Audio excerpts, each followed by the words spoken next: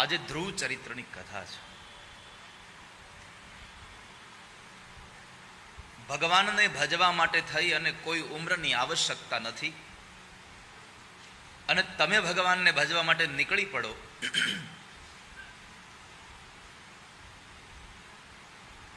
તમારું ઈચ્છિત સંપન્ન કરવાની જવાબદારી ભગવાનની થઈ પડે છે. તમે કેવલ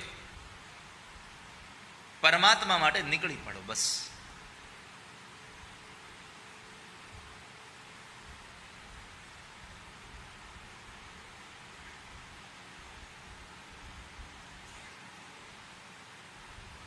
મનુ મહારાજના દીકરા ઉત્તાનપાદ અને એનો દીકરો ધ્રુવ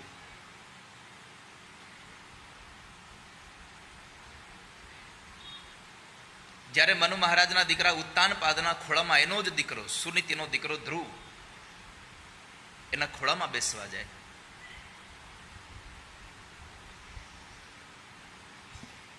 તો ઈર્ષાવત સુરુચિએ, કારણ કે ઉત્તાનપાદને બે પત્નીઓ છે, સુરુચિ અને સુનીતિ, પણ સુરુચિએ આંખો કાઢીને ના પાડી દીધી, ખબરદાર બેસાડ્યો છે.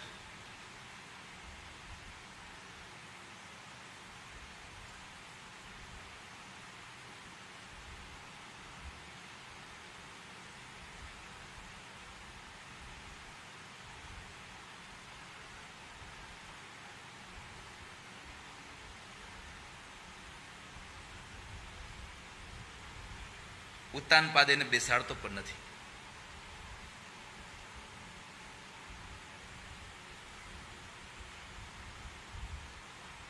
ધ્રુવજી મહારાજ કહે છે, હું પણ એક રાણીનો દીકરો છું,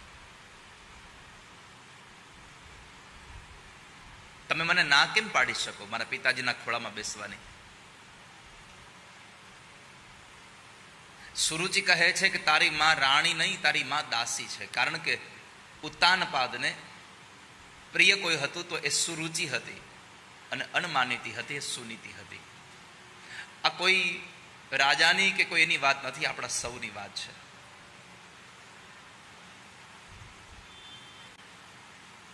આ સંસારમાં વાલા સ્વજનો, ઉત્તાનપાદ એટલે આપણે સૌ જીવાત્મા.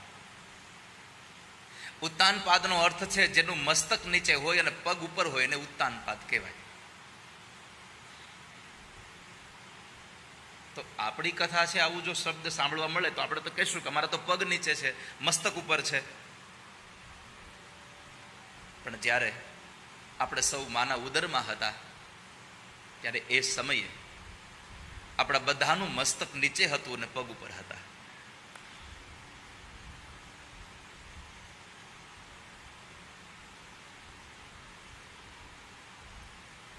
તો જેના પગ ઉપર છે અને મસ્તક નીચે છે ઉત્તાનપાદ છે.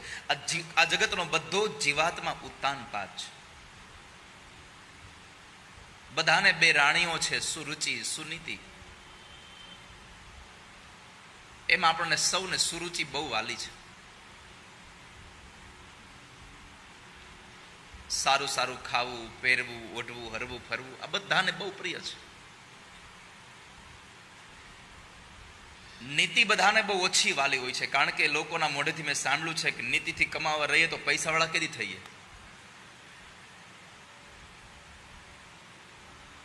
નીતિથી કમાઈએ તો રાતોરાત પૈસાવાળા ન થઈ શકીએ. પણ મારે તમને એટલી જ પ્રાર્થના કરવી છે કે નીતિથી કમાયેલું ધન ભલે તમને ઓછું મળશે પણ એ તમને સુખ આપશે. અનીતિનું ધન તમને ઊંઘ નહીં આવવા દે ક્યારે શાંતિથી. તમને સતત વિચારો આપશે કે હું શું કરવાનાથી શું કરું. સતત તમને ભયમાં સતાવ્યા કરશે. એટલો બધો ભય લાગશે, એટલો બધો ભય લાગશે કે તમે શાંતિથી ઊંઘી પણ નહીં શકો.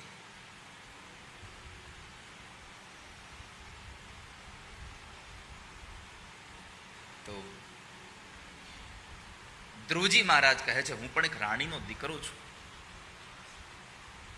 મારી માં પણ રાણી છે, પણ છતાંય ઈર્ષાવત એને બેસવા ન દીધો. અને આ દુનિયામાં ઈર્ષા કેટલી છે. હું સારો ન થાવ તો કાંઈ નહીં, પણ બીજો કોઈ મોટો થવો જોઈએ નહીં. હું મોટો ન થાવ તો કાંઈ નહીં. એકવાર એક રાજાએ એના પ્રધાનને કીધું કે આપણા રાજ્યમાં લોકોને એકબીજા પ્રત્યે ભાવના કેટલી છે, એકબીજા પ્રત્યેની સહાનુભૂતિ, એકબીજા પ્રત્યે પ્રેમ કેટલો છે, મારે જોવું છે. શું કરવું પડે? રાજાએ કહ્યું એટલે પ્રધાન એનો વિચારે છે. અંતે બહુ વિચારોના અંતે એક નિર્ણય એને આવ્યો કે હું આવું કહું મહારાજને કે મહારાજ, આપણે એક કામ કરીએ, આપણે આવનારા સપ્તાહની અંદર એટલે કે આવતા અઠવાડિયાની અંદર એક દિવસનો એક માણસને રાજા બનાવવાનો આપણે જાહેર કરીએ. રાજાએ કહ્યું, પણ કોને આપણે રાજા જાહેર કરવો? આપણે રાજા બનાવવો કોને? આપણે જો એકનું નામ આપીશું તો લોકોને એના પ્રત્યે કદાચ 2-5 તો એવા મળે જ ગામમાં કે જેને બધા સાથે તો ન જ બનતું હોય.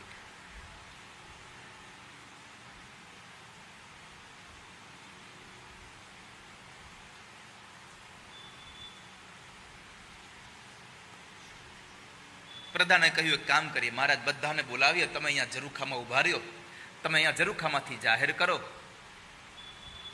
કે મારે આવનારા સપ્તાહની અંદર એક દિવસ માટે થઈને કોઈને મારે રાજાનો કારભાર સોંપવો છે, મારે બહારગામ જવું છે, એટલે એક દિવસનો કાર્યભાર મારે એને સોંપવો છે. તમારામાંથી કોણ રાજા બનશે?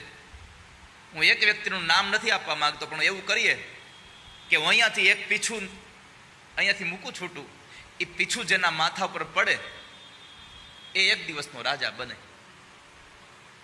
બધાએ આ વાતને ખૂબ તાળીઓથી વધાવી લીધી. મહારાજનો નિર્ણય બરાબર છે. બધા લોકોને ભેગા કર્યા, ગામ આખું ભેગું થયું, નીચે ઉભા રહ્યા. મહારાજ ઉપર ઝરૂખામાં ઉભા છે. મહારાજ ઝરૂખામાં ઉભા રહીને પોતાની ઘોષણા જાહેર કરી અને પછી પેલું પીછું હાથમાંથી આમ મૂક્યું. મંત્રી કહ્યું, પ્રધાને કીધું કે મહારાજ તમે બેસો, હમણાં હું આવું છું તમને સમાચાર લઈને. 1 કલાક, 2 કલાક, 3 કલાક ગઈ.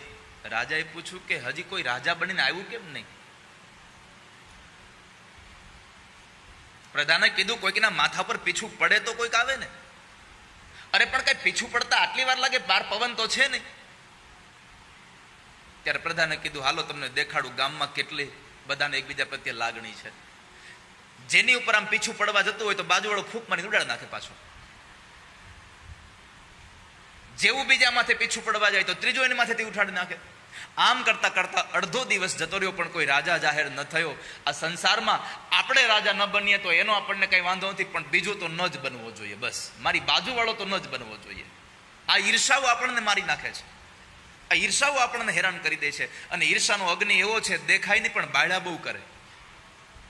ઈર્ષાનો આગ એવો છે કે તમને દેખાય નહીં કોઈને. આમાં તમને કેટલા લોકો પ્રત્યે ઈર્ષા ભાવ હશે પણ દેખાતો નથી, પણ તમને અંદર બાળા કરે. કારણ કે અગ્નિનો સ્વભાવ છે, જેને સ્પર્શ કરે એને પેલા બાળે છે, જ્યાંથી ઉપડે ત્યાંથી પેલા બાળે છે.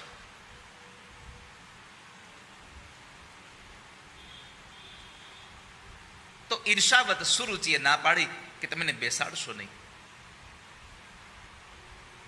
અને એનું કયું કર્યું ખરું? ધ્રુવને ખોળામાં ન બેસાડ્યા. ધ્રુવજી રડતા રડતા પોતાના પિતાના ખોળામાં બેસવાની ઈચ્છા વ્યક્ત કરે, પણ છતાંય સુરુચિ એકના બે ન થાય. એટલું જ કહ્યું કે તારે જો મહારાજના ખોળામાં બેસવું હોય તો જંગલમાં જા, ભગવાનને ભજ, અને ભગવાન મળે તો તને એને કહેજે કે તને મારા પેટથી જન્મ આપે તો તું મહારાજના ખોળામાં બેસી શકે, નહીં તો મહારાજના સ્થાનમાં તું ન બેસી શકે.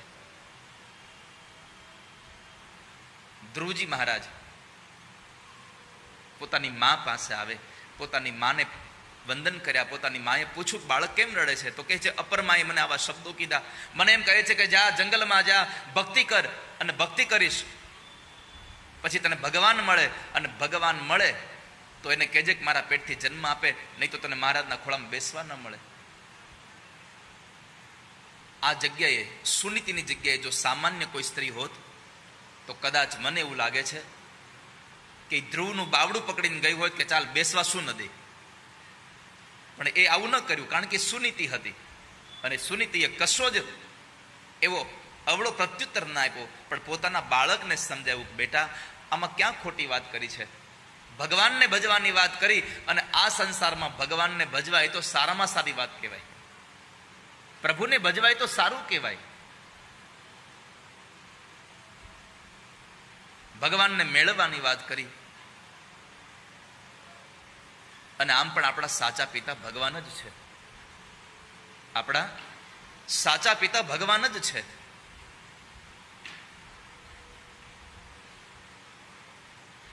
માટે તને ભગવાનની વાત કરીએ, ખોટી વાત નથી કરી. જો એક માં સારી મળે તો સંતાનના મગજમાંથી ઘણા બધા ખોટા વિચારોને દૂર કરવાની જવાબદારી માં ધરાવી શકે છે. એક માના વિચારો સારા હોય તો સંતાનના વિચારો બદલવાની તાકાત ધરાવે છે. આપણે આપણા સંતાનના મગજમાં કેટલા કેટલા વિચારો કેવા કેવા નાખવા એ આપણા હાથમાં છે. અને દુનિયામાં એક બહુ નિયમ છે કે બાળક બહારથી જેટલું શીખે એના કરતા વધારે તમારા ઘરમાંથી શીખે છે. બાળક તમારા ઘરમાંથી જ બધું શીખીને આવે છે. તમારા બાળકને સારું ભણાવવા માટે તમે બહાર મોકલો છો. તમારા બાળકને ક્યારેક ખરાબ શબ્દો બોલવા માટે ટ્યુશન રાખ્યા અને છતાંય તમારા બાળકને આવડે છે. કેમ? આનું કારણ છે કે તમારા બાળકે તમારા ઘરમાં ક્યારેક ખરાબ શબ્દો સાંભળ્યા હશે. તમારું બાળક તમારા ઘરનો અરીસો છે. જેવું છે એવું બધાને દેખાડે છે. તો માં સુનીતિએ એના મગજમાં જે અપરમા પ્રત્યેના વિચારો હતા એને દૂર કરવા માટે થઈને કહ્યું, બેટા ખોટી વાત નથી કરી, ભગવાનને મેળવવા જોઈએ. અને એ સમયે ધ્રુવજીએ માને પૂછ્યું કે માં, ભગવાનને મેળવવા હોય તો ભગવાનને મેળવવા કેમ જોઈએ?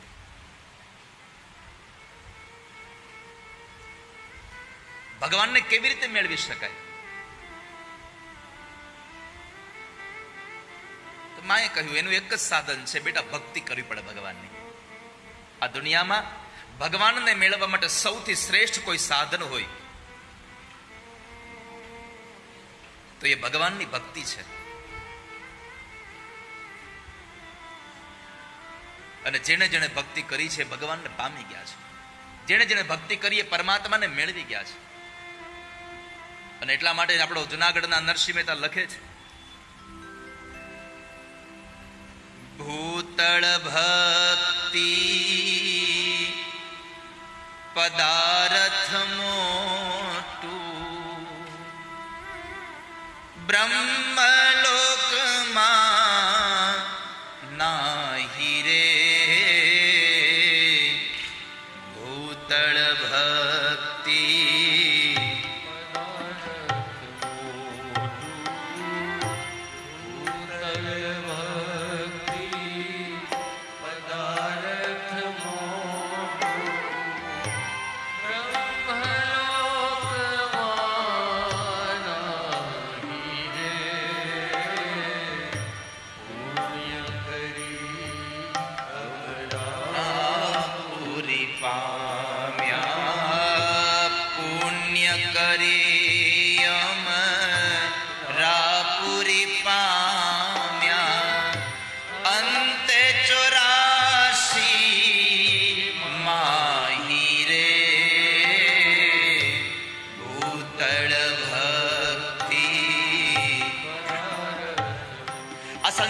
ભક્તિથી મોટું કોઈ પદાર્થ નથી વાલા સ્વજનો.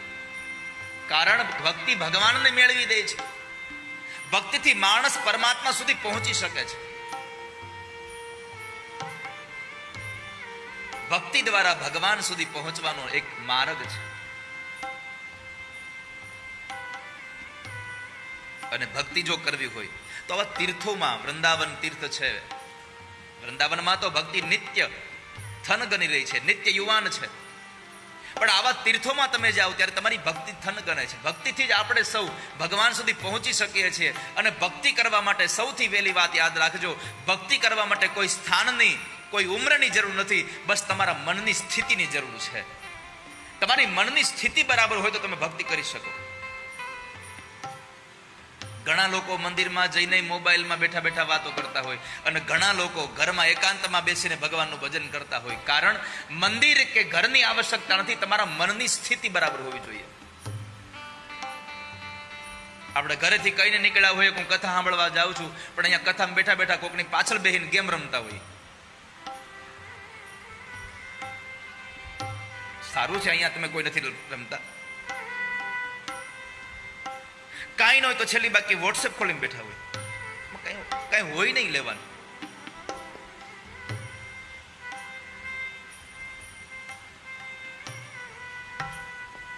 મને હમણાં એક ભાઈ મને કોઈ અહીંયા જ મને કોઈ કે મને સલાહ આપતું હતું.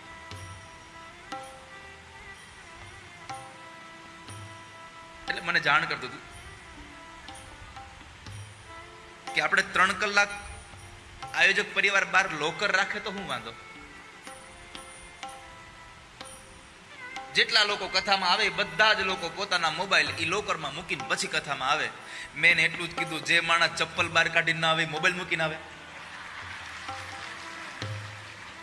જે માણસ ચપ્પલ બહાર નથી કાઢી શકતો એ મોબાઈલ મૂકીને આવે. મરી જાય પણ મોબાઈલ ના મૂકે. અને ઘણા મૂકી જાય તો મોબાઈલ મરી જાય. ઘણા મોબાઈલ મૂકી દે તો મરી જાય. એમાંય ઘણા ઘરે ભૂલી ગયા હોય ને પછી જે જીવ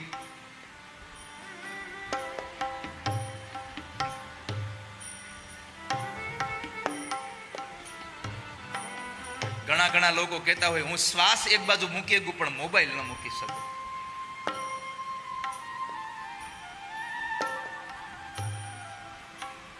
અને હવે તો ટેકનોલોજીના યુગમાં કેટલી સગવડતા આવી ગઈ. જાની સાહેબ, કેટલી બધી સગવડતા.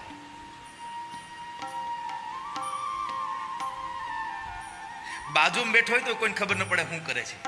ઓલો ગ્લાસ કયો આવ્યો, એલા ઓલો કયો ગ્લાસ આવ્યો મોબાઈલમાં? ટફન નહીં, પ્રાઇવેસી ગ્લાસ આવી ગયો. હા,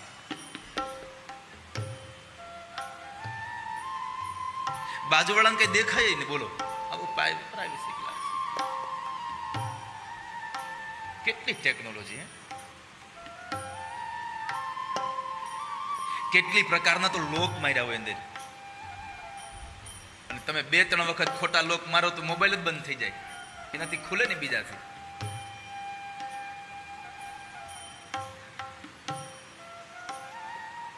પણ મારે તમને એટલું જ કહેવું છે કે જ્યારે ભગવાનની ભક્તિ કરવા બેસો ત્યારે કોઈ સ્થાનની આવશ્યકતા નથી. હા, આવા પુરુષોત્તમ માસમાં આવા તીર્થમાં આવો તો તમે જે કરો છો અનેક ગણું મળે છે. હરિદ્વાર જેવા તીર્થ ક્ષેત્રમાં આવીને દાન, કારણ કે આપણું એક સુભાષિત છે, એક બહુ સુંદર મજાનું વાક્ય છે, અન્ય ક્ષેત્રે કૃતમ પાપમ તીર્થ ક્ષેત્રે વિનશ્યતિ. તમે અન્ય ક્ષેત્રમાં કરેલું પાપ તીર્થમાં આવો એટલે ધોવાઈ જાય છે. પણ સાવધાન રહેવાનું છે જે જગ્યાએ કે તીર્થ ક્ષેત્રે કૃતમ પાપમ વજ્ર લેપો ભવિષ્યતિ. તમે તીર્થમાં જઈને પાપ કરશો તો પછી એને તમે નહીં ધોઈ શકો ક્યાંય. એને તમારે ભોગવા વગર છૂટકો નથી. કોઈ માણસ મન વડે પાપ કરે, કોઈ માણસ વાણી વડે પાપ કરે, કોઈ માણસ કાયા વડે પાપ કરે, પણ તીર્થમાં પાપ કરશો તો તમે એ પાપને ભોગવવા જ પડશે. આપણે બધાએ કેટલા પાપ કર્યા છે. એ પાપને ધોવા માટે આપણે ગંગાજીમાં નાહવા માટે આવ્યા છે. જાઓ છો ને ગંગાજી નાહવા ને દાદા? રોજ જાઓ છો? કેટલા લોકો રોજ જાઓ છો ગંગાજી નાહવા? હાથ ઊંચો કરો. ઘણાને તો નળમાં જ આવતા હશે ગંગાજી. કેટલા મનના મક્કમ હોય. અરે બધે જ્યાં જોવો ત્યાં ગંગાજી જ છે ને. આપણને એમ થાય કે આના જેવું તત્વજ્ઞાન કોઈની પાસે નહીં હોય.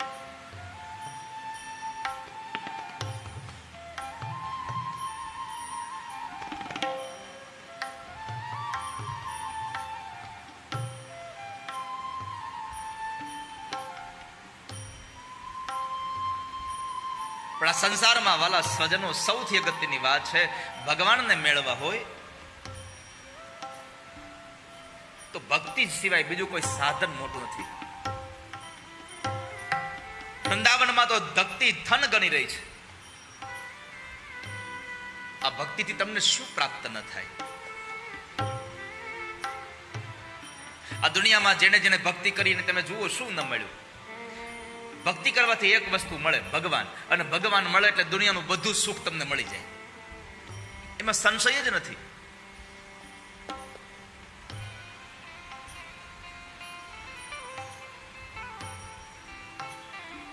એટલા માટે નરસિંહ મહેતા લખે છે, ધન્ય વૃંદાવન ધન્ય લીલાજી,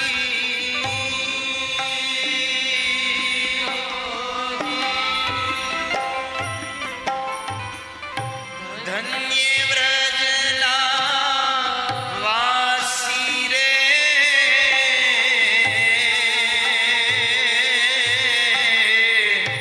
ધન્ય વૃંદાવન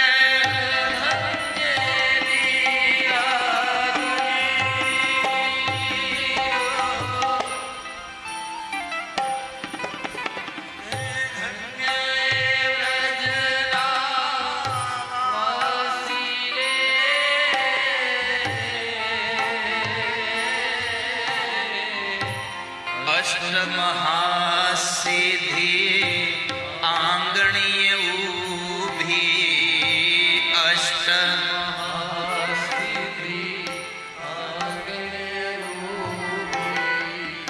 મુક્તિ એની દાસી રે,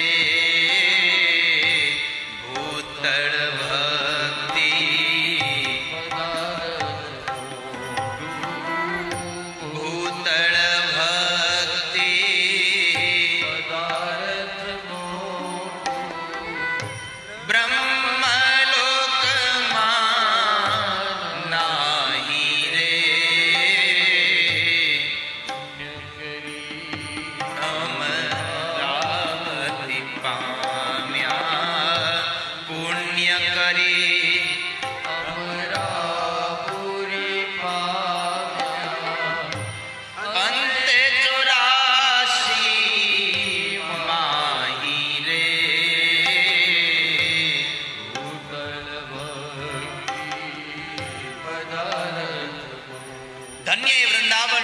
વૃંદાવનની લીલાઓ, અને સૌથી ધન્ય છે એ વૃંદાવનના વાસી રે, કે જ્યાં ભક્તિ થન ગણી રહી છે. અને આ દુનિયામાં કોઈ પૃથ્વીનું સ્થાન વૃંદાવન બને એના કરતા સૌથી મોટું વૃંદાવન આપણું હૃદય છે. અને એટલા માટે જ ભાગવતજીના પંચાધ્યાયી રાસની કથામાં કોઈ ક્ષેત્રમાં વૃંદાવન બને એવું નહીં, આ તમારું હૃદય રૂપી વૃંદાવન, તમારી અંદર ચાલતો એ અનાહદ નાદ રૂપી ભગવાન કૃષ્ણની વાંસળી, તમારી અંદર રહેલો એ આત્મા એ કૃષ્ણ, તમારા ચિત્તની વૃત્તિ એ ગોપીઓ, આ બધા જ તત્વોને આવા ભાવ સાથે લઈ જાઓ. આ તમારા હૃદય રૂપી વૃંદાવનથી મોટું વૃંદાવન આ સંસારમાં બીજું કોઈ નથી. તમારા હૃદયને વૃંદાવન બનાવી દો. વૃંદાવનનો અર્થ છે પવિત્ર સ્થાન. ભગવાન કૃષ્ણએ કહ્યું છે કે આ દુનિયાનો જ્યારે નાશ થઈ જશે, આખી દુનિયા લઈ થઈ જશે, ત્યારે દુનિયામાં કઈ શેષ વધશે તો એકમાત્ર હશે મારું વૃંદાવન ધામ. વૃંદાવન ધામ ક્યારેય નાશ નહીં પામે, કારણ એ વૈકુંઠમાંથી ઉતરેલું છે. એટલા માટે જ્યારે ભગવાનને આ લીલાઓ કરવા આવવું હતું ત્યારે માતાજીને કીધું કે તમે પણ સાથે આવો. માતાજી કીધું હું આવું કેમ? આપણા વૈકુંઠમાં કેટલું મોટું આ બધું આપણી સગવડતાઓ છે, આટલી નદીઓ છે, આટલા પર્વતો છે, આ બધું છે. હું ત્યાં આવું તો મારે હિલ સ્ટેશન જોઈ, આ બધું ફરવા ક્યાં જવું મારે? એટલે તમે જુઓ, વૃંદાવનની ધરતીમાં નાના નાના હિલ સ્ટેશનો જેવું છે બધું. યમુના નદીને ઉતાર્યા સ્નાન કરવા જવું હોય તો. આ બધું જ ભગવાનના ધામમાંથી ઉપરેલું સ્થાન છે. અને એટલા માટે ત્યાં અષ્ટ મહાસિદ્ધિઓ રહે છે. અને જે માણસ ભક્તિ કરે એ માણસને કોઈ દિવસ મુક્તિની અપેક્ષા રાખવી જ નહીં. જે માણસ ભગવાનની કથાઓ સાંભળે, જે માણસ ભગવાનની કથાઓ વાંચે, જે માણસ પરમાત્માની કથાઓને જીવે. ભાગવતજીના મહાત્મ્ય લખ્યું છે, યસ્ય શ્રવણ માત્રેણ મુક્તિ કર તલે સ્થિતા. જે માણસ ભગવાનની ભક્તિ કરે એ માણસને મુક્તિ આપોઆપ મળે, કારણ કે ભક્તિ રાણી છે. અને મુક્તિ એની દાસી છે. જ્યાં રાણી હોય ત્યાં દાસી સાથે હોય જ. એટલા માટે જે માણસ ભક્તિ કરે એ અમરાપુરી પામી જાય છે. માટે બેટા, ભક્તિ કરવી અને ભક્તિ કરનારો માણસ પરમાત્મા મળે તો ક્યારેય એમ ન કહે પ્રભુ મને મુક્તિ આપી દો. એ વારે વારે ભગવાન પાસે જન્મ માગે. કેમ? અમારે ભગવાનને જોવા છે, અમારે ભગવાનને નિહાળવા છે, અમારે ભગવાનની સેવા કરવી છે, અમારે ભગવાનને અનુભવવા છે. અને એટલે નરસૈયો લખે છે, હરિના જન તો મુક્તિ ન માગે,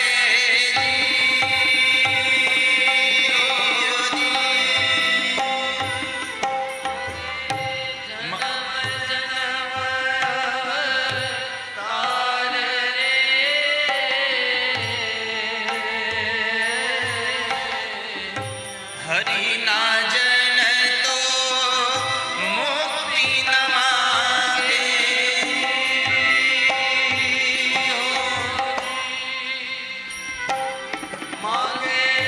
જન્મો જન્મય અવતાર રે,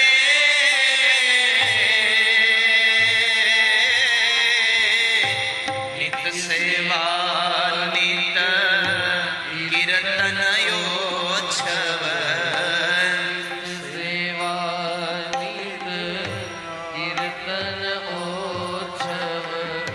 નિરખવાનંદ કુમાર રે, ભૂતળ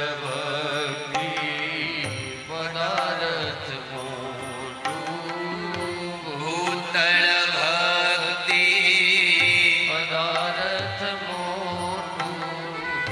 બ્રહ્મલોકમાં નાહી રે,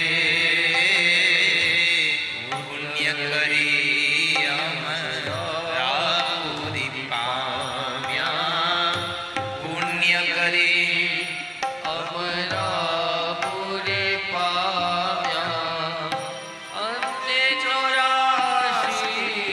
અને જેણે જેણે આ ભક્તિનો રંગ પામ્યો છે, જેણે જેણે ભગવાનની ભક્તિ પામી ગયા છે, એને તમે જુઓ એકવાર. અને ભક્તિ કરો તો પછી તમારી આબરૂ ભગવાનના હાથમાં છે. ભક્તિથી બે વસ્તુ પ્રાપ્ત થાય. એક ભગવાન મળે, ભક્તિથી એક ભગવાન મળે. અરવિંદભાઈ, ભક્તિથી ભગવાન મળે, અને ભગવાનની ભક્તિ એટલે કે ભગવાનની કથાઓ સાંભળતા સાંભળતા આપણને વિવેક મળે. અને મેં કથાઓમાં અનેક વખત કહ્યું છે, આ દુનિયામાં કોઈ માણસ ક્યારેય સંપત્તિથી સુખી નથી થતો. માણસ પોતાના વિચારો અને પોતાના વિવેકથી સુખી થાય છે. માણસ પોતે સ્વીકારવાની વૃત્તિ રાખે તો સુખી થાય આ સંસારમાં. હવે અહીંયા તમે જુઓ, ગઈકાલે અહીંયા આટલા બધા સોફા ને બધું હતું, તો ગઈકાલે સોફામાં બેઠા હતા, આજે નીચે બેઠા. હવે નીચે બેસવાનો સ્વીકાર લઈએ તો ઠાકોરજીની કથાનો આનંદ થાય. બાકી સોફા તો મજા આવતી હતી, તો કથા તમને આનંદ ના આપે કોઈ દિવસ. માણસ સ્વીકારતો થઈ જાય. તમારી સ્વીકારવાની વૃત્તિ તમને આનંદિત કરી દે છે. આ કથા તમને કોની સાથે કેમ બોલવું, કોની સાથે કેવો વ્યવહાર કરવો, એ શીખડાવે છે. આ કથા આપણા વડીલોની અમાન્ય રાખવી જોઈએ. શાસ્ત્રો તો ત્યાં સુધી કહે છે કે વડીલો બેઠા હોય ત્યાં પગરખા પહેરીને ન જવું. શાસ્ત્રો એમ કહે છે કે તમારા વડીલો બેઠા હોય, મા બાપ બેઠા હોય, એની સામે પગમાં પગરખા પહેરી ન જવું. અત્યારે તો ગણપતિના સ્થાપન સુધી પહોંચી જાય છે, કારણ કે હજી નવા લીધા છે. નહીં કોઈક લઈ જાય તો આપણે મંદિરે જઈએ ને, મંદિરે તો આપણી એક દશા બહુ ખરાબ હોય છે. કેમ? મન મંદિરમાં હોય પણ જીવ જોડામાં પડ્યો હોય. નહીં કોઈક નવું લઈ જાય તો. અને હવે તો માણસ કેટલો બધો સ્માર્ટ થઈ ગયો. મંદિરે જાય તો એક ચપ્પલ આ બાજુ ઉતારે, એક ચપ્પલ બીજું એવી જગ્યાએ મૂકી આવે કે જડે જ નહીં એના સિવાય. પણ આવી તમારી માન્યતા છે. કારણ કે જેને તમારા ચપ્પલ લઈ જવાના છે એ તમે મંદિરમાં જાઓ પછી ગોતવા નથી આવતો. એ તમે આવો ત્યારથી ધ્યાન રાખે છે કે આણે હારા પહેર્યા છે, આણે બરાબર પહેર્યા છે. અને તમે ઉતારો ત્યારે એનું ધ્યાન હોય જ તમે ક્યાં ક્યાં મૂક્યા. અને એ પછી નવા ચપ્પલ પહેરીને જાય, એનો મિત્ર મળે, એલા શોપિંગ કરવા ગયો તો નવા ચપ્પલ લઈ આવો બજારમાંથી. ક્યાંથી લીધા? ના મંદિરે ગયો તો. ઘણા ઘણા મંદિરેથી નવા ચપ્પલ લઈ આવે.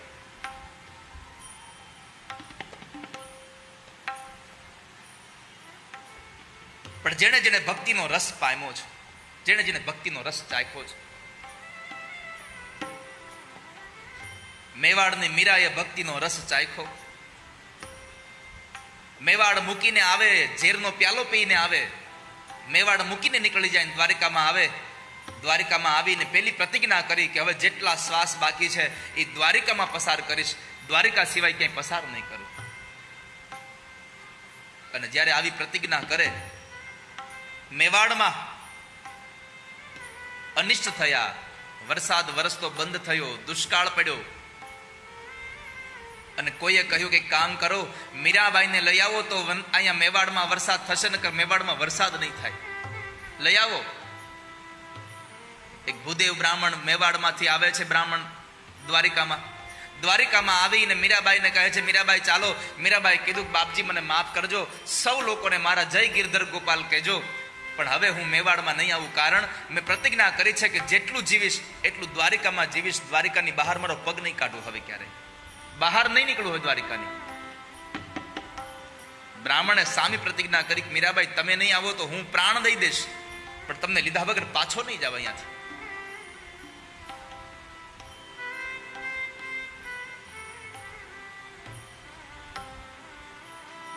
મીરાબાઈ કીધું તમને જે સારું લાગે કરો. બ્રાહ્મણે અનજળનો ત્યાગ કર્યો. એક અઠવાડિયાના લાંઘણ લાગ્યા છે બ્રાહ્મણને. અને એ બ્રાહ્મણ હવે તો કદાચ 2-4 દિવસમાં મરી પણ જાય. તો હવે મીરાબાઈને ચિંતા થઈ કે જો બ્રાહ્મણ મરશે તો બ્રહ્મ હત્યાનો પાપ મને થશે, અને જો જઈશ તો મારી પ્રતિજ્ઞા તૂટશે, પણ કરું શું હું? અંતે એમણે પોતાના પતિ એટલે ભગવાન દ્વારિકાધીશને પ્રશ્ન કર્યો, પ્રભુ હું શું કરું? જો જઈશ તો મારી પ્રતિજ્ઞા તૂટી જશે, નહીં જાઉં તો બ્રાહ્મણ મરી જશે, તો બ્રહ્મ હત્યાનો પાપ મને લાગશે, મને રસ્તો તમે બતાવો હવે. અને ભગવાન પાસે રસ્તો માંગ્યો. એ રસ્તો માંગ્યા પછી પરમાત્મા પાસે ભજન કર્યું, હાથમાં કરતાલ અને એક તારો લઈ અને મીરા નાચે છે. પગ ઘુઘરું બાદ મીરા નાચી. જ્યારે મીરાબાઈ નાચે છે, એ નાચતા નાચતા મીરાબાઈનું શરીર જ્યારે ડોલવા લાગ્યું, ખંભા ઉપરની સાડી પડી ગઈ,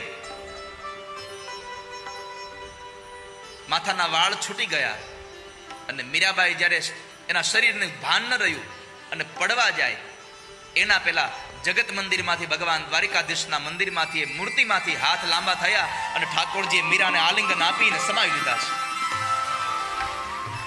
મીરાબાઈ ભજન ગાતા ગાતા ભગવાન દ્વારિકાધીશમાં સમાયા, તુકારામ ભગવાનમાં સમાયા, અને ચૈતન્ય મહાપ્રભુ જગન્નાથપુરીમાં હરિબોલ હરિબોલ હરિબોલ સમાઈ ગયા. મારે તમને એટલું જ કહેવું છે કે તમે ભક્તિનું સાધન પકડી રાખો, પછી તમારી સિદ્ધિ આપવાની જવાબદારી ઠાકોરજીની થઈ જશે. તમારું બધું જ ઈચ્છિત સંપન્ન કરવાની જવાબદારી ભગવાનની પોતાની થઈ જશે. પણ આ મીરાબાઈનો રસ આપણને ખબર સમજાય કેમ? કારણ કે મીરાએ ઝેર પીધું પછી એને ખબર પડી કે કૃષ્ણ મારી રક્ષા કરે છે. તમારા દુઃખના સમયમાં જ્યારે તમને ક્યાંયથી રસ્તો ન મળે છતાંય તમને રસ્તો જડી જાય તો સમજવું આ કૃષ્ણ મારી રસ્તો બતાવી રહ્યા છે, મારું કોઈક સત્કર્મ ઠાકોરજીને પસંદ આવ્યું છે.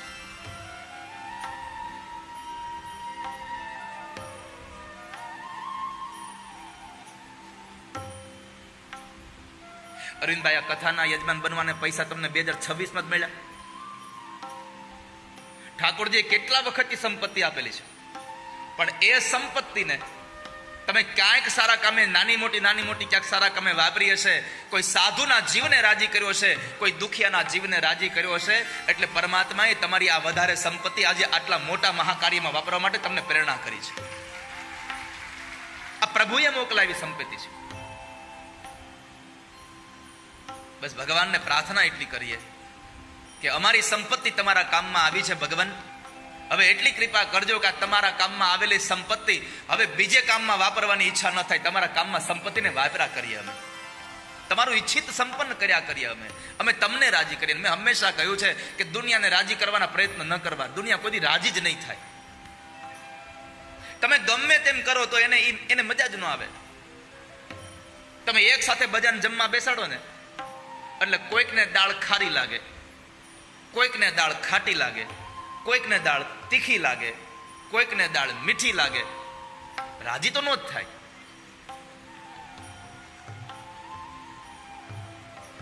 ભગવાનને રાજી કરવા સહેલા છે, દુનિયાને રાજી કરવી બહુ અઘરી છે, બહુ જ અઘરી છે. અને એકને રાજી કરવા દો તો બીજો રિહાઈ જાય. કેટલાને રાજી કરી શકો તમે?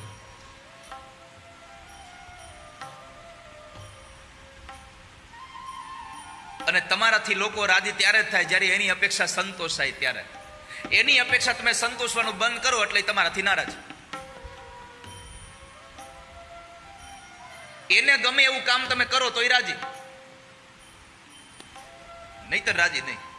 અને આ દુનિયાનો નિયમ છે કે તમે જેને પ્રેમ કરતા હોય એ વ્યક્તિમાં ગમે તેટલા દુર્ગુણ હોય બધા તમને સદગુણ દેખાય. તમે જેને પ્રેમ કરતા હોય વ્યક્તિમાં ગમે તેટલા દુર્ગુણ હોય બધા તમને સદગુણ દેખાય. અને તમે જ્યારે એને પ્રેમ કરતા બંધ થઈ જાઓ ત્યારે એનામાં ગમે તેટલા સદગુણ હોય બધા તમને દુર્ગુણ દેખાય. આ દુનિયાની નજર છે. બાપ દીકરો ઘોડો લઈને નીકળ્યા, દાદા દીકરો. દાદા ઘોડા ઉપર બેઠા હતા, દીકરો લગામ પકડીને ચાલતો હતો. ગામના લોકો શું કીધું? આ ગૌઢા બાપને જરાય દયા નહીં આવતી હોય, આ ફૂલ જેવું બાળક નીચે આલે છે ને પોતે ઘોડે ચડ્યો છે. તો દાદા ઉતરી ગયા, છોકરાને બેહાડ્યો. તો ગામના લોકો તરત બોલ્યા, આ છોકરાને જરાય દયા નહીં આવતી હોય, પોતે ઘોડે ચડ્યો છે ને આનો ગૌઢો બાપ નીચે આવેલો આવે છે. બાપ દીકરાએ વિચાર્યું, દાદા દીકરાએ કે દાદા કરવું શું? હું બેસું તો આમ બોલે, તમે બેસો તો આમ બોલે. દાદા કઈક કામ કરી બેટા, હાલ બે જાય, કોઈ બોલે જ નહીં કઈ. બે બેસી ગયા તો દુનિયાને પહોંચાય. દુનિયા તરત બોલી કે બાપ દીકરા બે ને મૂંગા પશુ પર દયા નહીં આવતી, બે ચડ્યા એક હારે. હવે શું કરીએ? એક બેસીએ તો આમ બોલે, બે બેસીએ તો આમ બોલે. દાદા દીકરાએ નક્કી કર્યું કે બેટા આપણે નીચે હાલા જાય, કોઈ કઈ બોલે જ નહીં. બે નીચે ઉતરી ગયા. એક બાજુનું લગામનો છોકડું આને પકડ્યું, એક બાજુનું લગામ આને પકડી. બાપ દીકરો બે, દાદા દીકરો હાલા જાય. ત્યાં ગામના લોકો બોલ્યા કે હાલીને જવું તો ઘોડો હારે લીધો શું કામ? હાલીને જ જવું તું તો ઘોડો લીધો શું કામ? આ સંસાર છે. પણ મારે એક પંક્તિ સાથે કેવું છે, જગત રૂઠે તો રૂઠન દે, મુજે કામ હૈ ઈશ્વર સે. મને પરમાત્માથી કામ છે, બાકી દુનિયાને જે કરવું તે કરવા દો. અને જે દિવસે ભગવાનને તમારું કંઈક સારું કરવું છે ત્યારે તમારા અહિતમાં પણ ઠાકોરજી તમારું સારું કરતા હશે.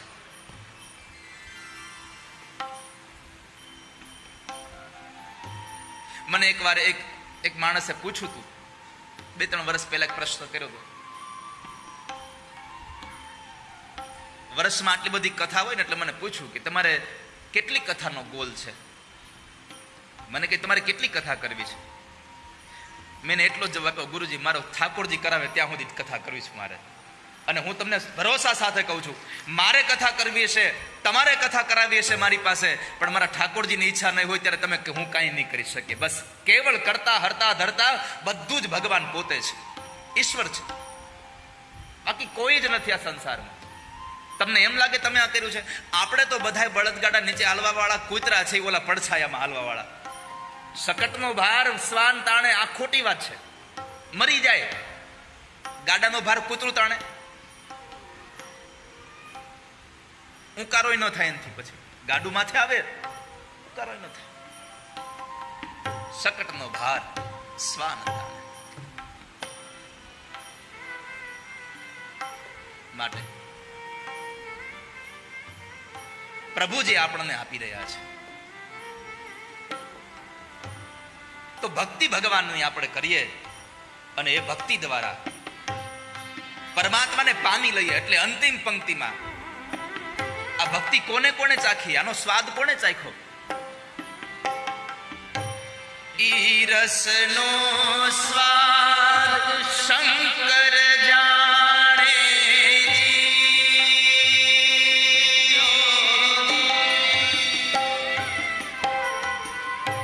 જાણે સુખદેવ જોગી રે.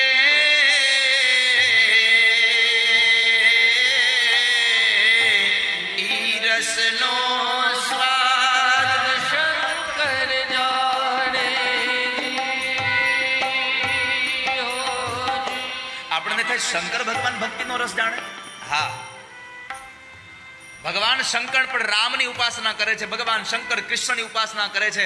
એટલે રામચરિત માનસમાં પણ લખ્યું છે કે જ્યારે ભગવાન રામનું પ્રાગટ્ય થયું ત્યારે દર્શન કરવા ભગવાન મહાદેવ આવ્યા હતા. જ્યારે કૃષ્ણનું પ્રાગટ્ય થયું ત્યારે પણ ભગવાન દર્શન કરવા આવ્યા છે.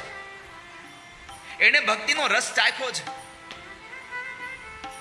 અને જેને જેને ભક્તિનો મહિમા જાણ્યો છે એટલા લોકો જ આ માર્ગમાં પગલા મૂકે છે.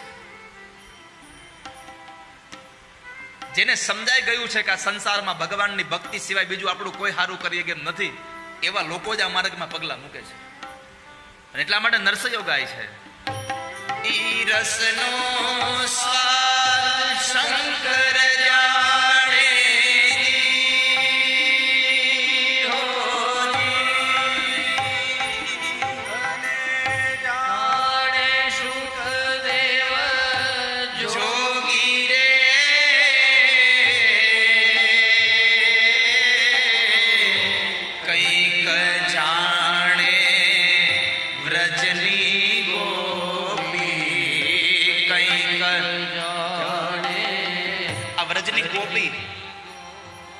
મનુષ્યના મનમાં એક વિચારધારા ચાલે છે. ગોપી શબ્દ સંભળાય એટલે બધી જ સ્ત્રીઓની વાત આવે, પણ ગોપી શબ્દનો અર્થ કેવળ સ્ત્રી નથી. ગોપીનો એક અર્થ એ બતાવ્યો છે કે જેના હૃદયમાં કનૈયાનો પ્રેમ છુપાઈને પડ્યો છે એ આ સંસારની બધી ગોપીઓ છે. જે કૃષ્ણને પ્રેમ કરે છે બધી ગોપીઓ છે. વ્રજમાં એ વૃંદાવનમાં રહેતી સ્ત્રીઓ જ ગોપીઓ નથી, એ તો વ્રજાંગનાઓ છે. પણ અત્યારે અહીંયા હરિદ્વારમાં જેટલા લોકો અહીંયા બેઠા છો ને, આ સ્ત્રી પુરુષ આપણી મનની ભાવનામાં સ્ત્રી પુરુષ, બાકી આપણે બધા કઈ પુરુષ નથી.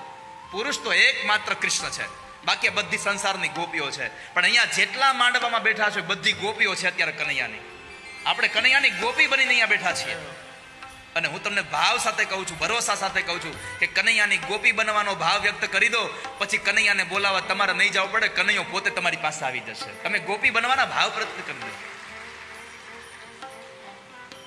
કંઈક જાણે વ્રજની ગોપી, કંઈક જાણે વ્રજની ગોપી, ભણે નરસૈયો જોગી રે, ભૂતળ ભક્તિ પદાર્થ મોટો, ભૂતળ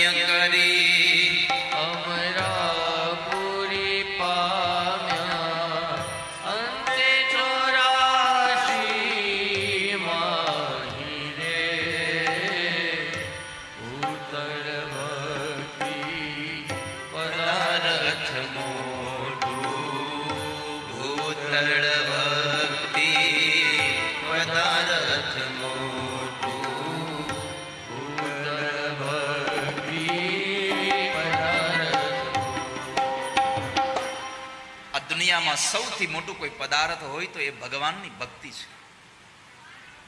ભક્તિથી માણસ પ્રભુને પહોંચી જાય છે, ભક્તિથી પરમાત્મા. અને આમ પણ તમે જુઓ, જેટલા જેટલા લોકો પાસે ભક્તિ છે ત્યાં ભગવાન હારી ગયા છે. જ્યાં જ્યાં પ્રેમ છે ત્યાં પરમાત્મા હાર્યા છે. તો ધ્રુવજી મહારાજને માં સુનીતિએ કહ્યું કે દીકરા, ભગવાનને ભજવાનું સૌથી શ્રેષ્ઠ સાધન ભક્તિ છે, તમે ભક્તિ કરો. માં મને આશીર્વાદ આપો.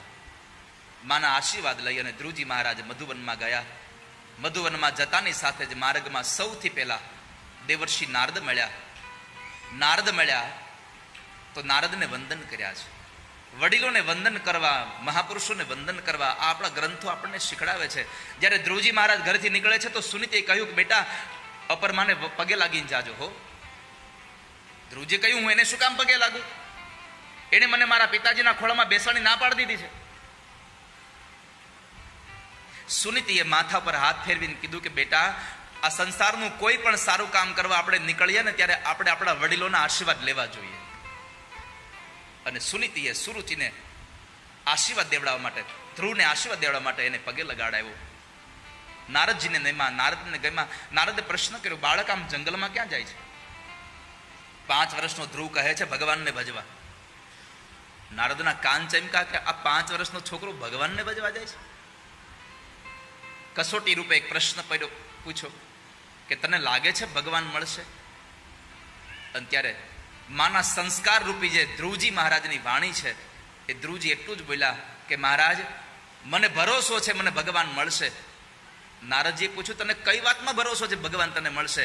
અને ત્યારે ધ્રુવે કહ્યું કે ઘરેથી નીકળતાની સાથે પેલા વેલા તમારા જેવા મહાપુરુષના દર્શન થયા, મને કોઈ સદગુરુના દર્શન થયા, મને ભરોસો છે મને ભગવાન મળે પાર છે.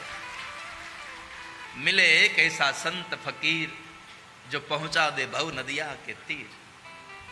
એક સાધુ મળી જાય, એક સંત મળી જાય તો પરમાત્મા સુધી આપણને પહોંચાડી દે. ધ્રુવજી મહારાજ મધુવનમાં ગયા. જમણા પગના અંગૂઠાથી પૃથ્વીનો છેડો દબાવી અને પરમાત્માનું ભજન કરે. શરૂઆતના મહિનાઓમાં તૃણપત્ર ખાય, ફળ ખાય. ત્યાર પછીના સમયની અંદર પાણી પીને ભગવાનનું ભજન કરે. ત્યાર પછીના સમયમાં પાણી પણ છોડ્યું, ખાલી શ્વાસોશ્વાસની ક્રિયા કરે. અને એક વખત તો એવો સમય આવ્યો કે શ્વાસ પણ રોકી નાખ્યા. જીત શ્વાસો નૃપાત્મજ, જેણે પોતાના શ્વાસને જીતા છે.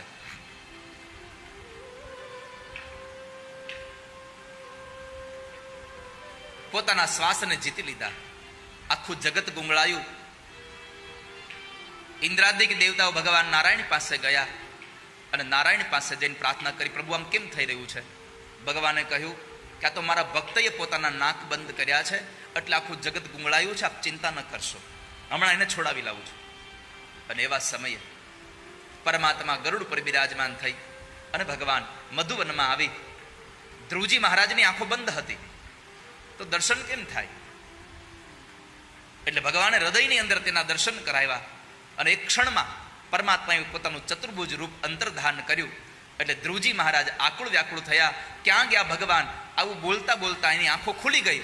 અને જે આંખો ખુલે છે તો જે ભગવાનને હૃદયમાં જોયા હતા એ જ ભગવાનને સામે પ્રત્યક્ષ જોયા. આંખમાંથી ચોધાર અશ્રુઓની ધારા વહી ગઈ. 2 હાથ જોડીને પ્રાર્થના કરવા ગયા પણ ધ્રુવજી બોલી ન શક્યા. પછી ભગવાને પોતાના હાથમાં રહેલો વિદ્યાનું પ્રતીક શંખ એના ગાલમાં સ્પર્શ કરાવ્યો. ભાગવતજીમાં શબ્દ આપ્યો છે કપોલ. ગાલની અંદર એને સ્પર્શ કરાવ્યો. અને જેમ એક વેદનો જ્ઞાતા બ્રાહ્મણ ભગવાનની સ્તુતિ કરતા હોય એવી જ રીતે 5 વર્ષનો ધ્રુવ ભગવાનની સ્તુતિ કરે છે. યોંતઃ પ્રવેશ્ય મમ વાચમિમામ પ્રસુપ્તામ સંજીવયત્યખિલ શક્તિધર સ્વધામ્ના.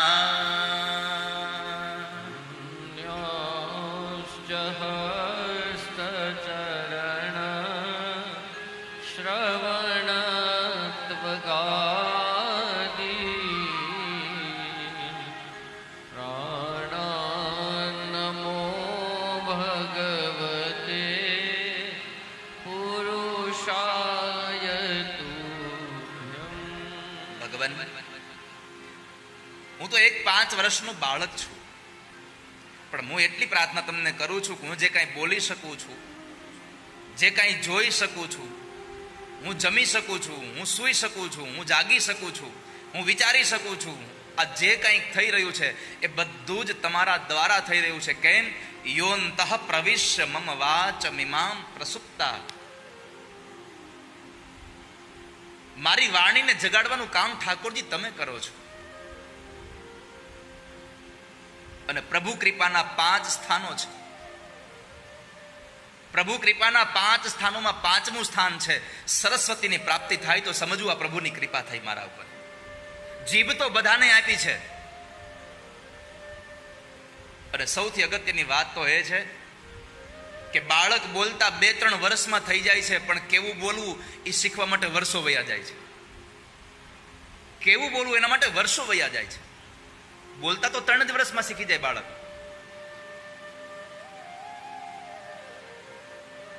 પણ ધ્રુવજી મહારાજ કહે છે, ભગવાન હું જે કંઈ બોલી રહ્યો છું એ કેવલ તમારી કૃપા છે. યોંતઃ પ્રવેશ્ય મમ વાચમિમાં પ્રસૂપ્તાં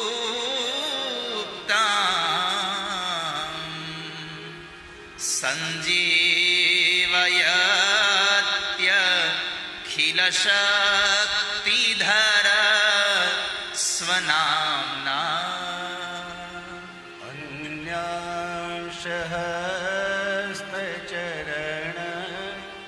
श्रवणत्वगादिन्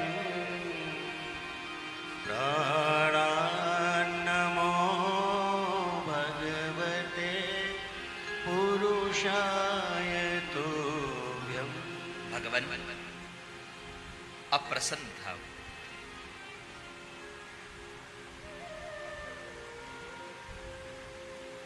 ભગવાને કહ્યું તું માગી લે, તને શું આપું? તારે જે જોતું હોય તને આપવા તૈયાર છું. ધ્રુવજી મહારાજે કહ્યું, ભગવાન તમે મળો પછી કઈ માગવું પડે તો તમારા મળ્યાનો મહિમા ઘટી જાય. મારે કશું નથી જોઈતું, મારા પર એટલી કૃપા કરો નાથ, બસ તમારો આશીર્વાદ મને મળે. ભગવાન એટલું બોલ્યા, મને ખબર છે તારે શું જોઈએ છે. વેદાહં તે વ્યવસિતમ રદિરાજન્ય બાલક તત્રયચ્છામિ ભદ્રં તે દુરાપમપી સુવ્રત. ભગવાન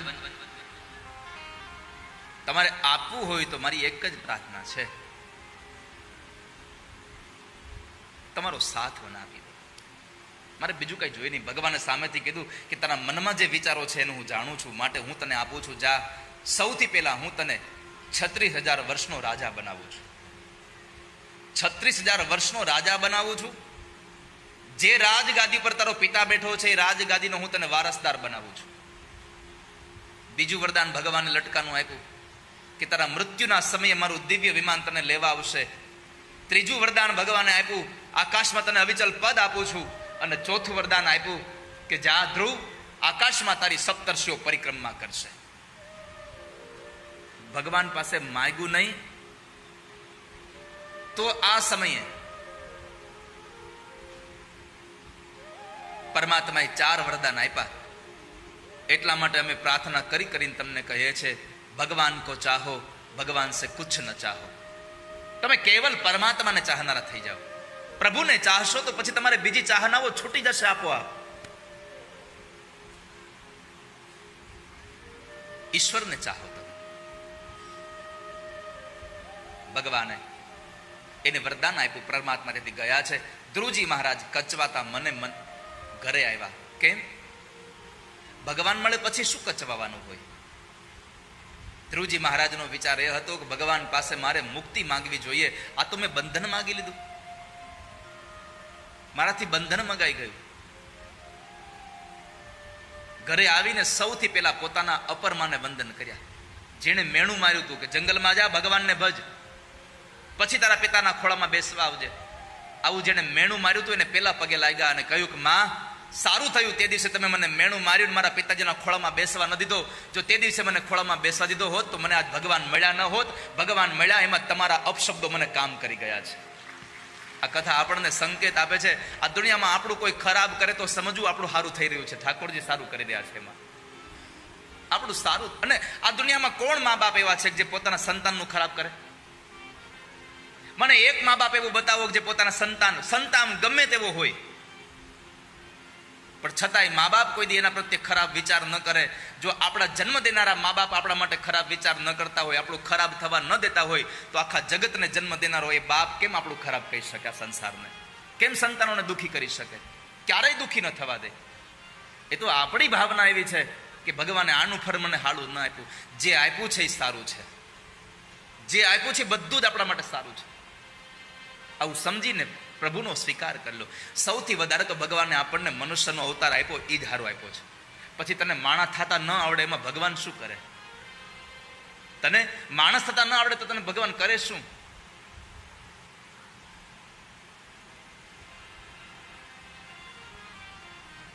जिसको नहीं है बोध वो गुरु ज्ञान क्या करे, निज रूप को जाना नहीं तो पुराण क्या करे। હાથમાં તમને ગમે એટલા પુસ્તકો આવી જાય પણ તમે ગુરુદેવના શબ્દોને સમજવાના પ્રયત્ન જ ન કર્યા હોય, તમારી જાતને તમે સમજવાના પ્રયત્ન જ ન કર્યા હોય, તો પછી ગુરુ જ્ઞાન શું કરે? નિજ રૂપ કો જાના નહીં તો પુરાણ ક્યા કરે। કરકે દયા દયાલ ને માનુષ જન્મ દિયા। ભગવાને આપણા પર બહુ મોટો ઉપકાર કર્યો કે આપણને પરમાત્માએ મનુષ્યનો અવતાર આપ્યો છે।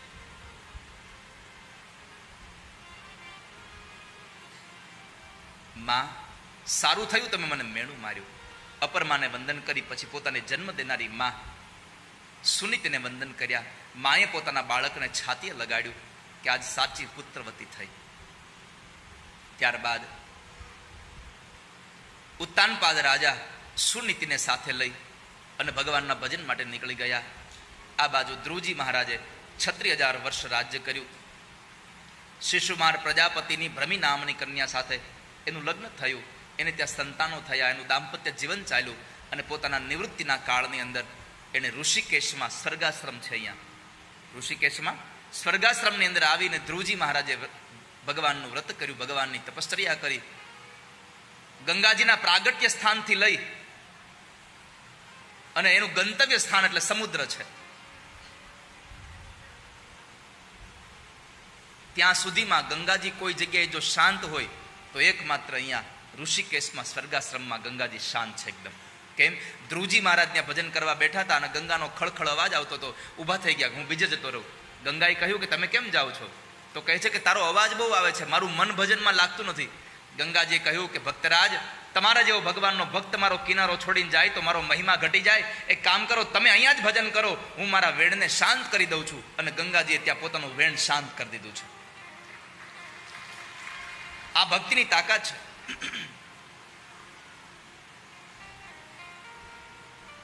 અને અંતે ભગવાનને ધામમાંથી આવેલા વિમાનમાં બેસવા માટે મૃત્યુને પગથિયું બનાવી અને ભગવાનના ધામમાં ભગવાનના વિમાનમાં બેઠા છે। વિમાનમાં આગળ જાય છે અને આગળનું વિમાન એક બીજું હતું, એમાં ધ્રુવજી મહારાજના માતુશ્રી સુનીતિને લઈને જાય છે।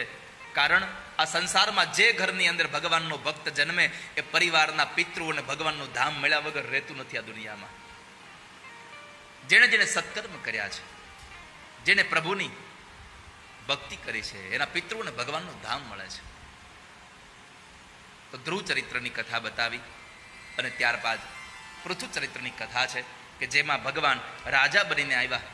વેન નામનો એક રાજા હતો, પરંતુ એની વૃત્તિ સારી નહોતી। કોઈ માણસ યજ્ઞ કરે અને ભગવાનને કશું અર્પણ કરે, કારણ કે આપણે જ્યારે યજ્ઞ પૂરો થાય ત્યારે બ્રાહ્મણો તમને કહેતા હશે ચાલો બધું કૃષ્ણાર્પણ કરી દો, બધું બ્રહ્માર્પણ કરી દો, બધું શિવાર્પણ કરી દો। પણ વેન હતો એમ કહેતો હતો હું તમારો ભગવાન છું, પોતાની જાતને ભગવાન માનતો હતો। એટલે બધાને એમ કહેતો હતો કે તમારે કોઈ કૃષ્ણાર્પણ કે બ્રહ્માર્પણ ન કરવું, બધાએ વેનાર્પણ કરવું, બધું વેણને અર્પણ કરવું। તો બધા લોકોએ વિચાર્યું કે હવે કરવું શું? બ્રાહ્મણોએ બહુ સમજાવ્યા, ઋષિમુનિએ બહુ સમજાવ્યું, પણ સમજો નહીં। હુંકાર માત્રથી બ્રાહ્મણોએ અને ઋષિમુનિઓએ વેનને માર્યો છે।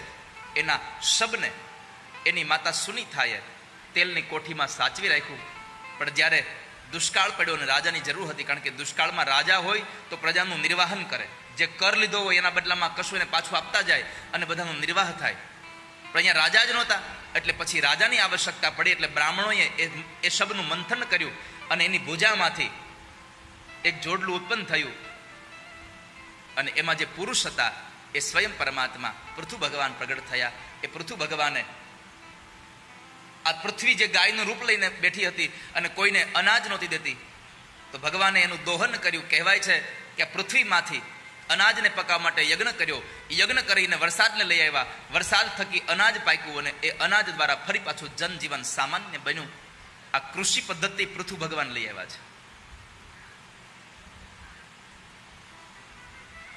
સૌ લોકોને જીવન સામાન્ય બનાવડાવ્યું, લોકોને દુઃખમાંથી મુક્ત કર્યા. રાજાનો ધર્મ છે પ્રજાના સુખમાં સુખી થવું અને પ્રજાના દુઃખમાં દુઃખી થવું. આ રાજાનો ધર્મ છે એ સમજાવ્યું. અને ત્યારબાદ પુરંજન આખ્યાનની કથા છે કે જેમાં જીવ ભગવાનથી જુદો પડ્યો એ પુરંજનની કથા બતાવી અને પ્રચેતાઓની કથા બતાવીને ભાગવતના ચતુર્થ સ્કંદને વિશ્રામ કર્યો. પંચમ સ્કંદની અંદર બે પરમ ભાગવતોની કથા છે. એક ઋષભદેવજી મહારાજની અને એક જડ ભરતની કથા છે. આ બેની કથાઓમાં આપણને જે સંદેશાઓ મળે છે, મનુ મહારાજના દીકરા પ્રિયવ્રત રાજા થયા. બ્રહ્મા અને નારદના સમજાવવાથી એણે વિશ્વકર્માની દીકરી બરહસ્પતિ સાથે લગ્ન કર્યા અને એમને 10 દીકરાઓ થયા અને એક દીકરી ઉર્જસ્વતી નામની કન્યા થઈ. આ એના સંતાનો હતા. એમાં 3 દીકરાઓ વિરક્ત બન્યા, 7 દીકરાઓને એક દીપનું રાજ્ય આપ્યું છે. એમાં જંબુદ્વીપના રાજા આગ્નિદ્ર થયા. એણે પૂર્વચિતી નામની અપ્સરા સાથે લગ્ન કર્યા અને એમને ત્યાં નાભી નામનો દીકરો થયો.